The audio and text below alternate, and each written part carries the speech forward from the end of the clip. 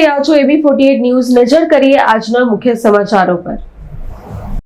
અંકલેશ્વર જીઆઈડીસીમાં આવેલ શ્રીરામ ઇન્ડસ્ટ્રીઝ કંપનીમાં છેલ્લા 3 મહિના દરમિયાન 1,76,000ની કિંમતના 80 કિલો કેમિકલ પાવડરની ચોરી થઈ હતી। આ પાવડરની ચોરીમાં ભરૂચ એલસીબી પોલીસે 3 ઈસમોની ધરપકડ કરી ₹1,69,000નો પાવડરનો જથ્થો કબજે કરી અન્ય એક ઈસમને વોન્ટેડ જાહેર કરી વધુ તપાસ હાથ ધરી છે।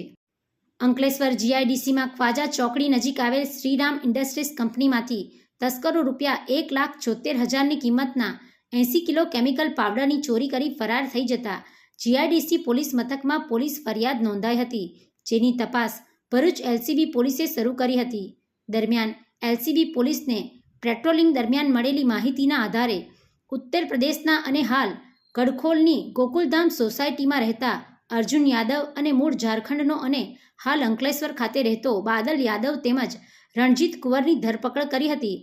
એલસીબી પોલીસે તેઓની પાસેથી ₹1,69,000ની કિંમતનો 77 કિલો કેમિકલ પાવડર અને 20,000ના ટ્રે નંગ મોબાઈલ મળી કુલ ₹1,89,000નો મુદ્દામાલ કબજે કરી પ્રભાત મંડળના નામના ઈસમને વોન્ટેડ જાહેર કરી તેઓ વિરુદ્ધ જીઆઈડીસી પોલીસના હવાલે કર્યા હતા। Pintu Modi, AB48 news, Ankleshwar.